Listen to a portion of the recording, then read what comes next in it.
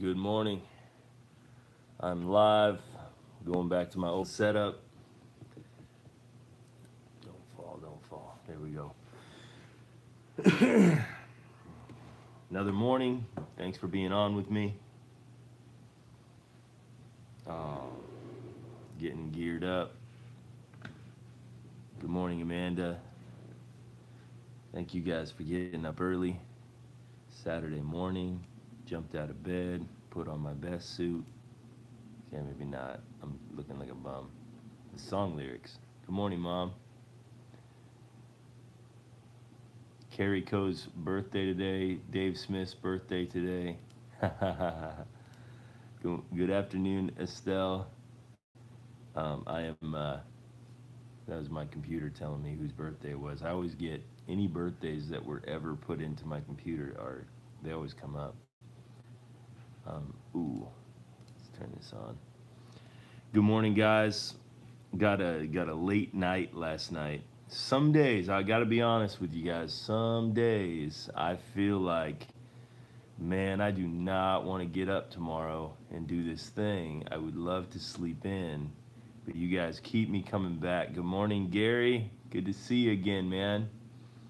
Um, some days, not often, and it's not anything about not wanting to see you guys. It's just truly. Good morning, Luke. Thank you. Happy birthday. Do I look older than the last time you saw me? Um, yeah, it's been. Didn't Luke? Didn't you have? I know you. Didn't you have a birthday just recent too, or something? Or Matt, your brother had one. Here we go. I got to pull this thing up because I'm trying to get it set up so that I can see your comments.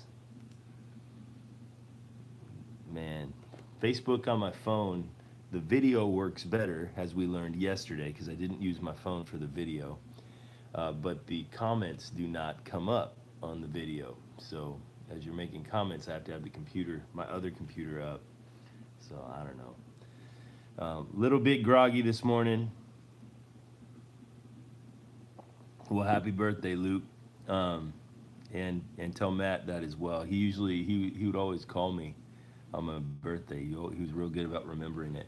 So I apologize for being a little bit out of it today. I was up till, man, I didn't get to sleep till about 11:30, and then I get up at 5. That's my time.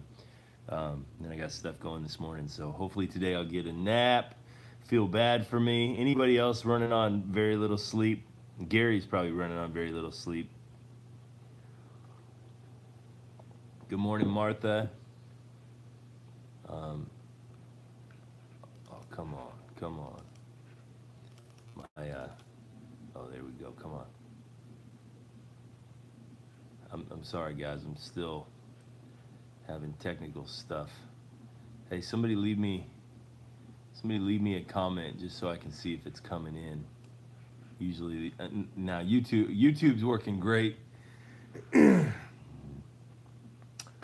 Got a new puppy, Pat. Awesome. What kind of puppy did you get? You got a new puppy. Woke up 5 times. That sounds totally worth a puppy. I don't need one. Puppies are worse than kids. So I love you guys interacting with each other. All right. All right, guys. I know we got a lot to do today. My goal, I know this is again ambitious, but my goal is to actually finish chapter 27 today. Chapter 28 is short, so we will finish that at the early part of next week. But we want to finish chapter 27 today. So here we go. Let's pray together. Hey, Robin Snully from Germany on that side. So good. Let's pray. Jump into this. Lord, we are grateful for all that you do in our lives. We're grateful for your word. We're grateful for getting us up in the morning.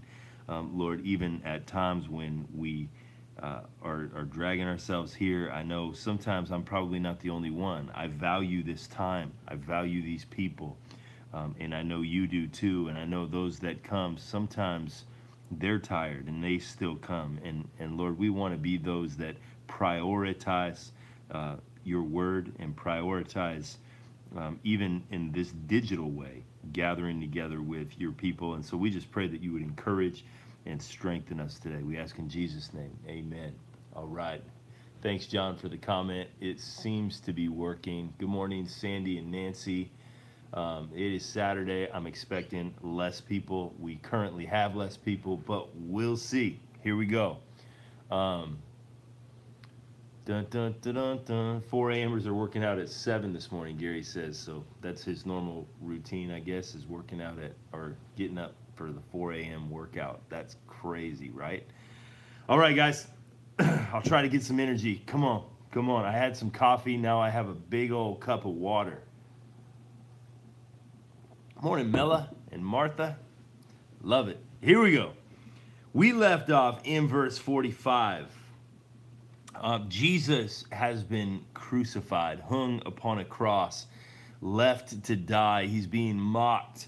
Yesterday we looked at Psalm 22 and how it is parallel to Matthew 27. If you were not with us, you have two options to recap that. Option number one, go back and watch the video. The quality of the video was terrible.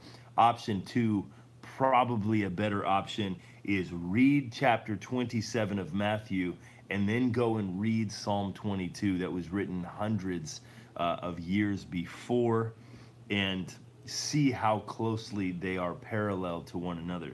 Really interesting. So Jesus has been crucified. Here he is on the cross, and then we see verse 45. Now from the 6th hour there was darkness over all the land until the 9th hour. And about the 9th hour, Jesus cried out with a loud voice, saying, Eli, Eli, lama sabachthani, that is, my God, why have you forsaken me? This thing that Jesus says is the first line of Psalm 22. Truly, go back and listen to that, because it's interesting, because I believe that Jesus is here triggering in the minds of the people who are in his presence the fact that he is fulfilling prophecy by the work that he's doing on the cross, by his suffering in this moment. But also, so that's what we talked about yesterday. Today we're going to look at truly this idea as Jesus is on the cross, what exactly was going on in the spiritual realm, in the heavenly realm. Jesus is on the cross suffering, nails through his wrists, a nail in his feet, a crown of thorns upon his head. The Bible tells us that he could not be recognized even as a man. He was just this bloody, broken, beat up mess. And he's been silent really up until this point. We have not heard a lot from him. He's been accused and he kept silent. As they dragged him around and they beat him, he kept silence. As they mocked him, he kept silent. And now in this moment, this sound comes from his voice, and the sound that he cries out is, my God, why have you forsaken me? When Jesus would talk to God throughout his ministry time, he would always say, Father. He would always reference God as his Father in his prayer to God. In this moment, he says, my God, my God. In this moment, he says, why have you forsaken me? Here in this moment, the only time in history, the biggest separation between Jesus and his Father, where Jesus absorbs within himself all of the wrath of God being poured out upon sin, the sin of the world, your sin and my sin. As sin is poured out upon him, the Father just unleashes. Now we see the story, the picture of the blood, the brokenness, the pain caused by the Romans. But in this moment, as Jesus is on the cross, it is more than just the blood caused by the Romans. In this moment, the wrath of God is truly poured out upon the Father. Now here Jesus cries out and he says, my God, why have you forsaken me? Why am I going through this? Why? Now here, I don't believe that Jesus is asking this question saying, hey, I don't get it. I don't understand why I'm going through this much pain. But truly that there is an answer to this question. And so as he's crying out and he's saying, oh, wait.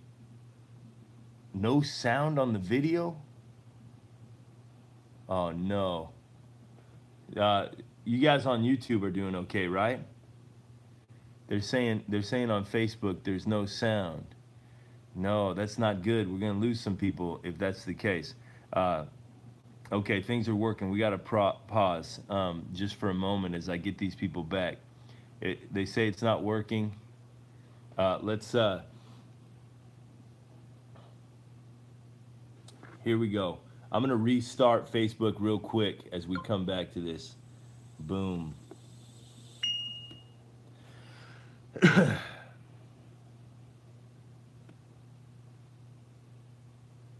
Keep that one, and then go live. Oh, weird. I had no idea I could do that. I just learned something about Facebook by accidentally touching the screen, and your comments stay up on the screen. How cool is that? Now I can continue. Oh, they went away, though. Here we go. We may have to go a minute or two longer today. I apologize, guys. This is technical difficulties the last couple days. This will only take a second. Matthew 27, 20 or 45 through 66. Done.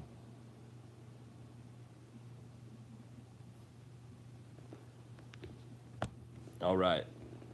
I'm going to wait for just a moment as these guys come back and try to get them back on here. This is a new one. This is a new one. Hopefully. All right. Martha, how's the sound? Is the sound working now? Coming back around. We got 3 of them back on. Hey, if you guys could maybe either leave a comment on my previous video that I just posted that's froze up. Good morning, Mike. If you could leave a comment on that one for those people that were following it, and then all of a sudden the sound dropped out for some reason. Good. See a spinning circle. All good here. Thanks. All right. And then truly, like, if you could share it at all. I don't know where you'd share it, but it looks like we got most everybody back. Some of the people, it looks like, maybe went over to YouTube because I've got a few on there. Sorry, guys. Technical stuff. Especially if you're watching this later in the day. This is a 2-part, apparently, sound cutout on the first one. So hopefully everything continues to work. So here we go. Carrying on. So where was I? So here, the wrath of God being poured out upon Jesus, and as he's crying out, "Why have you forsaken me? My God, why have you forsaken me?" It is not a question without an answer. It has a purpose.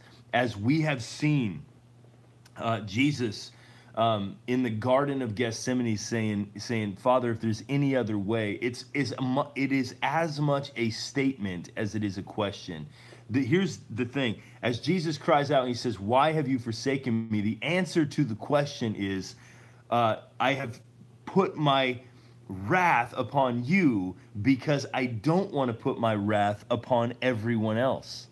So the ones who have earned it won't get it. And so Jesus takes upon himself the wrath of God, the rejection of God, the suffering from God. He takes it upon himself and bears the whole weight of our sin of all mankind. Now, is God's wrath in this moment just? Is it just for God to pour out wrath upon anyone, right? Man, you and I we can see our own sin. We can see the sin of the people around us. We can see the sin that is portrayed in the news when somebody does something evil and they love to put it on a screen and tell you about it. We can see that sin. And so I think even we would say justice demands that there is some kind of a punishment, that there is some kind of a consequence for these types of actions. Well, here in this moment, God says, I'm going to judge sin, and I'm going to judge it to the full extent, and I'm going to put it upon Jesus, upon the cross. The Bible tells us, and I don't know how you feel about this, the Bible tells us that this is foolishness to the one who is perishing. There are many out there who would say, man, what a dumb way to deal with sin, right? Why didn't God just make it so that there was no sin? Why don't we just live in this perfect utopia? Why is it that there was sin? It's foolishness to the one who is perishing. But truly, it shows God made us a people who is prone to run in another direction, but then He has gone after us. Our relationship with Him is based on His pursuit of us and the things that He has done for us, not what we do for Him, not our pursuit of Him. Like we are not those that. Man, I feel like I'm rambling again, a little bit tired. We are not those who can take pride in the fact that we've pursued Him, that we've done something to grab a hold of Him, that we are those that are super spiritual because we are lovers of God. That is not something we can take pride in. We look at the fact that He came after us, that He died for us, that He suffered for us, that He absorbed our sin and our wrath. And so our worship and our praise is just simply in response to what He's done for us. Let's go a little bit further. We still got a long way to go. Some of the bystanders hearing it said, "This man is calling Elijah." And one of them at once ran and took a sponge, filled it with sour wine, and put it on a reed and gave it to him to drink. But the others said, "Wait, let us see whether Elijah will come and save him." And Jesus cried out again with a loud voice, and He yielded up His spirit. So in this moment, as the wrath of God is poured out, what we have often paid attention to is the punishment that the Romans are putting Him through, the mockery that the religious leaders are putting Him through, and the crowds are putting Him through. But truly, more is happening here than what we see. More pain is being experienced than even what we see. Because in this moment, darkness has covered the land. An earthquake has come as well. And we'll see that in a second. And so even the people are recognizing something crazy is going on here. Something amazing is happening here. And they're actually open to the possibility that Elijah, who has been dead for hundreds of years, may come and pull Him off of the cross. They're just right on the edge of their seat. What's about to happen? They misunderstood what He said when He says, "Eli, Eli, lama sabachthani." They're saying, "Oh man, He's calling out for Elijah. Elijah's coming." Oh, but then it says He yielded up His spirit. In this moment, Jesus has done enough. And Jesus was not killed in this moment. Jesus yielded up His spirit. He gave His life. He left His physical body in this moment. He chose to die. He chose to release Himself from His body. Now, Jesus said, no man takes my life, but I give it away. I give it up. He had the power to leave His earthly existence in this moment, and He was not going to do it until the work was complete. Verse 51, "And behold, the curtain of the temple was torn in two from top to bottom." This is massively significant. So the curtain was 10 inches thick.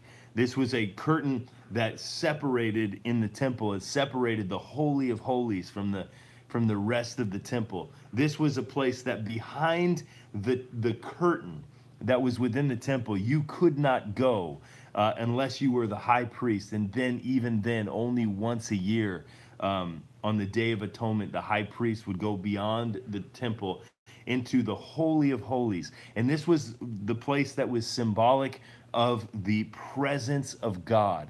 This was where a man would go and he would speak to God on behalf of men, and he would hear from God on behalf of men, and he would be able to commune and sacrifice on behalf of men. And so it was this place that was separated.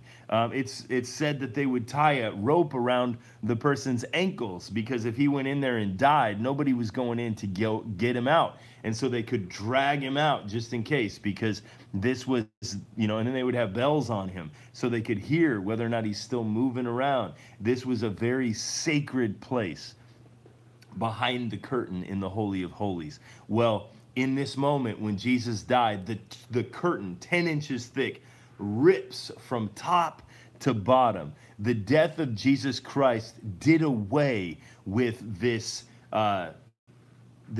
man-based religion that says I have to be good enough to approach God. I have to go through certain rituals to approach God. I have to go through a certain priestly system to approach God. It was torn from top to bottom, and the separation between the Holy of Holies and man was destroyed on the cross. The separation. And so now when we come not through a religious system, but we come simply by looking to the cross and the work that was done through Jesus, and we come boldly before the throne of God, which was represented in the Holy of Holies, the throne of God, where the Ark of the Covenant. Now, if you guys know anything about the Ark of the Covenant, you've seen the movie Indiana Jones. The Ark of the Covenant, it had as its lid what is known as the mercy seat. And the mercy seat was empty. It was on the lid, but there were two angels that were facing one another. And truly, they were facing the one who sits upon the mercy seat. And the mercy seat was where God himself would sit, the invisible God. And the angels, the images of angels, would be facing the invisible God as if in worship of the invisible God. And so when the high priest would come into the Holy of Holies, he would see the mercy seat, and he would imagine this is the seat where God is sitting. And so he knew he was in the presence of God in that moment. But it was separated by a holy curtain. You and I could not go in. Man could not go in. We did not have access to the presence of God. We by our sin were too distanced. And if we were to go into the presence of God, it would probably kill us. That God, his righteousness could not be, we could not be in the presence of his righteousness and survive it. And so, in this moment, Jesus takes our sin, and so now we can come into the most holy place completely unhindered. From top to bottom, it was torn. And then, where are we at? The earth shook, the rocks were split, the tombs were opened, and many bodies of the saints who had fallen asleep, that is, they died, were raised. So here, the tombs, the graves that these people were in, there were the saints of old, those who died in faith that Jesus was coming. The graves were not dug into the ground, but they would be in a cave in the side of the cliff, and it would be sealed by a stone. And the stones would have broken open, and many of these saints, many people came back to life, that their death was not final. There was this transition period that happened in the day that Jesus died on the cross. This transition period where if you study it, it seems that the way that it happened was people who died before the time of Christ, but died in faith that God was going to send his Messiah and truly save them, that they would go to a place of waiting. They would go to a place called Abraham's bosom. Now, they would wait until Jesus died on the cross, and then they were raised. And it says, now anybody who dies, when they're absent from the body, when I die from this body, I'll be present with the Lord. I no longer will go to that place of waiting. Well, there was a transition in this moment for the people who are in the place of waiting to be with Jesus. Now, the time frame of how all this happened, I don't know. All I know is that there was this slight little gap in this moment where those who had died in faith, it seems that they just rose up and they had a few minutes to hang out in Jerusalem before Jesus ascended, and they also were with him.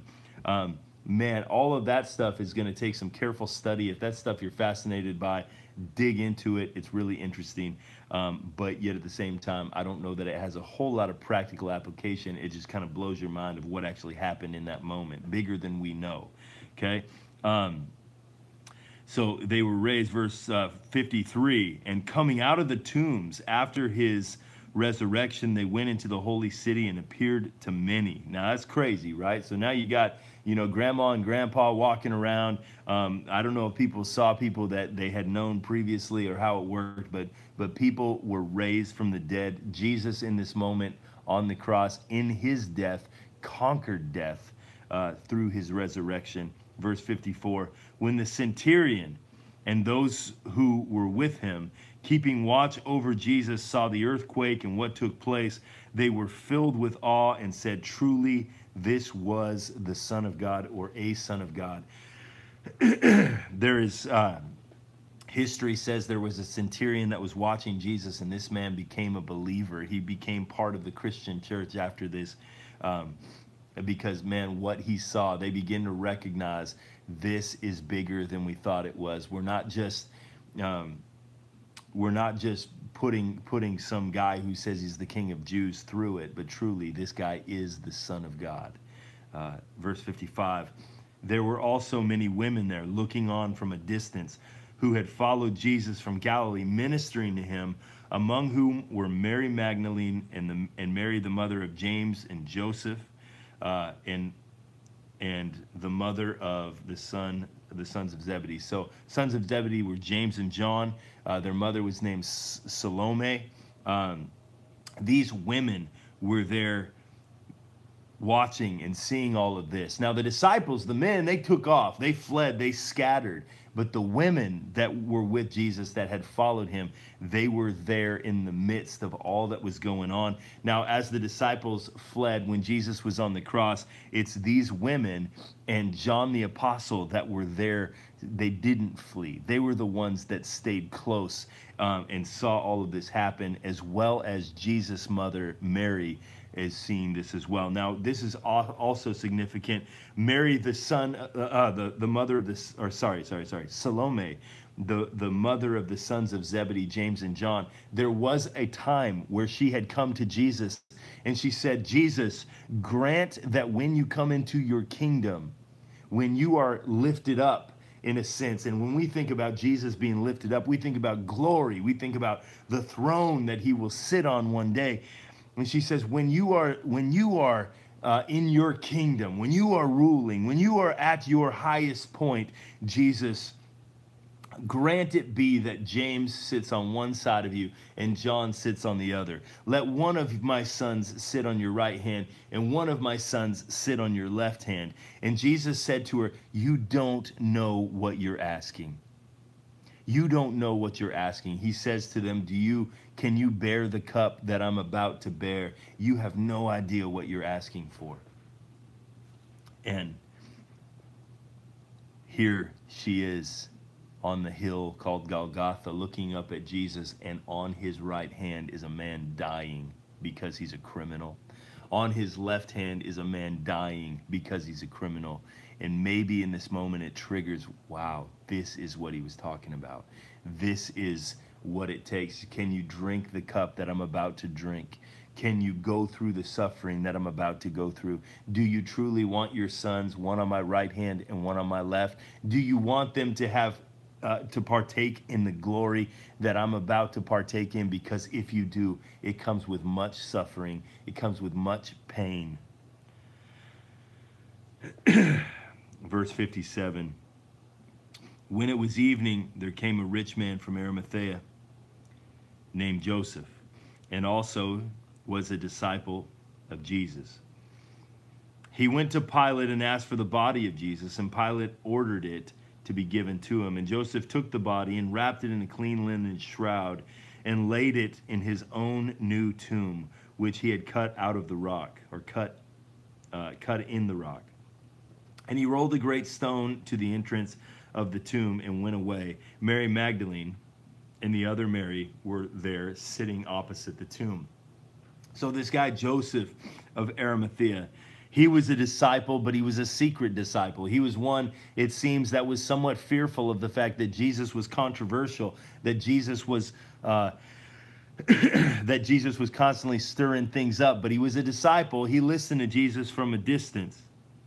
Joseph of Arimathea. He's a rich man. He's got a lot of resources. He wasn't yet all in, but he was truly a disciple. I love the fact that there are and that there were secret disciples.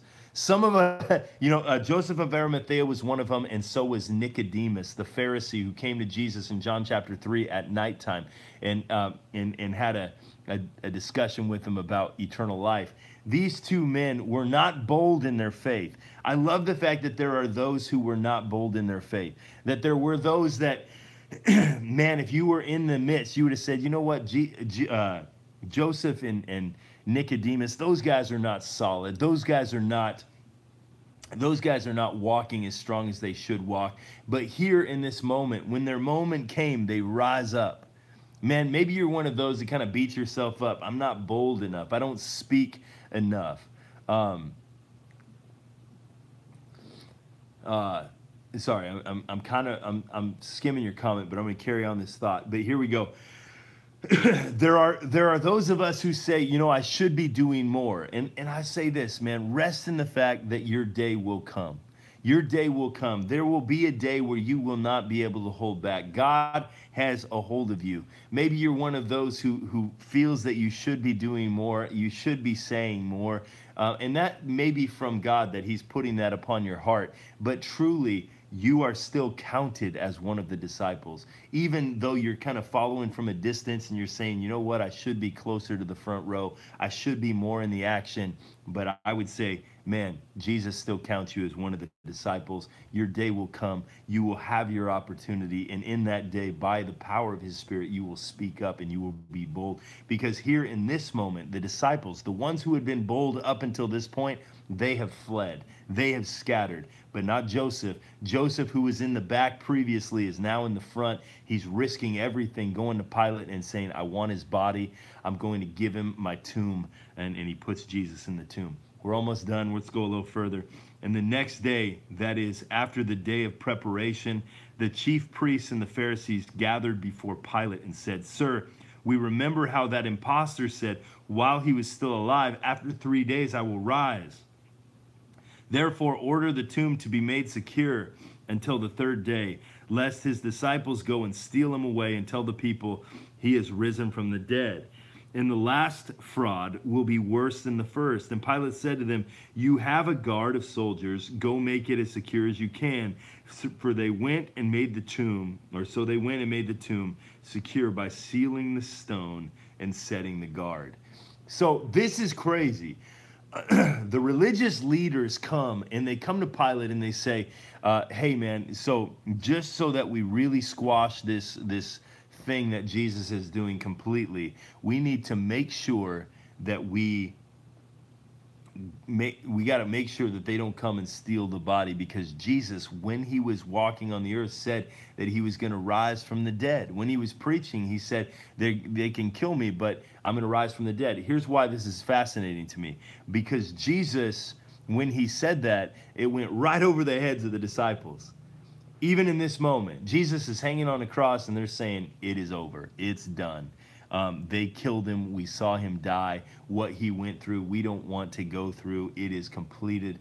And yet the religious leaders, they caught in that he said that, and they said, man, he said he was going to rise from the dead. Jesus had done miracle after miracle, and he said he was going to die. He said he was going to rise, and those who followed him didn't get it. Those who followed him didn't hear it. They didn't believe it. But those who didn't follow him, those that rejected him, they were determined to make sure that he did not rise from the dead. Not in real sense, and not in that they didn't fake it. Now the disciples, this wasn't even in their minds. They weren't going to fake it. But I find it interesting that the religious leaders, man, they set a guard. They asked for Roman soldiers to guard the tomb because they knew what Jesus had said, and they're like, man, if word gets out that Jesus rose from the dead, this thing is really going to be unstoppable. Now Jesus will rise from the dead. Let's finish. We're not going to go into chapter 28, but I am going to finish with this. We used to do a Bible study when I was in Maine, when I was about 19, 20, 21 years old. We used to do this Bible study. I worked at a camp, and kids came from from all over the world to be part of this camp. And we would go through one of the Gospels with them. It was a 3-week long camp. And so every morning we'd get up and we'd do this. And I would open the Bible with them and I'd walk it through them. And the leader of the camp, he always said one thing. Every year when we go through it, he said, just make sure that you do not leave Jesus on the cross. Don't leave Jesus on the cross. And so I want to tell you, the significance of what happens next is massive. What happens in chapter 28 is massive. And we don't want to diminish it. The work that was done on the cross, yes, that was massive. And Jesus paid the price of sin, yes. But the significance of the resurrection is so important. There is no gospel apart from the resurrection. We don't want to leave Jesus on the cross. And so I encourage you, come back Monday with me, walk through it with me, and see that Jesus did not remain on the cross. What does that mean for you and me, that Jesus did not remain on the cross? So I just encourage you, come back Monday. We're going to do it again on Monday. Tomorrow, though, go to church if you can. If you can get out of the house, if you can find a church nearby, there's so many different styles and flavors and places you can go. There's somewhere that you can go that God will minister to you. So I just want to encourage you, tomorrow go to church. Tomorrow's Sunday, right? I'm making sure everything's good and right. Go find a place to fellowship with other believers. If you know anybody as well that wants to be part of this or would benefit from this, maybe if you just share it with somebody, just say, hey, we've been doing this Bible study in the morning. I believe this is something that I've been talking to people about is when we do any kind of media like this. Some of you guys come back day after day after day, and we've been doing this for a few months now. If this is something that's ministering to you, if there are 19 people between the two streams that I've got going here, if there's 19 of us that say, you know what, it's valuable for us to get up in the morning and to just open the Word together. And God is speaking by His Spirit beyond what I'm saying, and He's speaking to you and challenging you and showing you things. Man, if there's 19 of us, there's 1,000. I mean, that are out there, and I don't know how to reach them. Just be praying about that. But there are other people that would want to be involved in this. I don't say that entirely for my own sake of just like, hey, I need to get my voice out there. But truly, if you're being blessed and ministered to this or by this, there are more out there. Now, I would truly say, the majority of people, they're not going to be interested in this. There's a lot of Christians, this isn't going to minister to them. That's the majority. But maybe there's somebody out there that God would put on your heart and say, you know what, I'm going to share this with them because I really think that they benefit this. And you know what? A lot of you guys have already done that. Some of you guys are on this because of other people who shared it with you. And so I just want to encourage you in that. If you feel like God's using this, feel free to share it around. And sometimes I think a Facebook share may not be the best way to do it, but truly, just send somebody a message and say, hey, we've been doing this thing. I think you might like it. See how that goes. So thank you guys for joining with us. And yes, Robin over there from Germany said if there were only 5, it's worth it. Absolutely. If there's only a handful of us, it's totally worth it. So God bless you guys. Sorry about having 2 videos today. Hope it worked well after we got going. God bless you guys. Go to church tomorrow. Worship God with some people in a real place where you can physically make physical contact with them. May your Super Bowl team win tomorrow. And we will see you guys Monday morning. God bless. Later. All right. Let me see what happens. Somehow, I just killed my Facebook feed, but I still got the YouTube one going.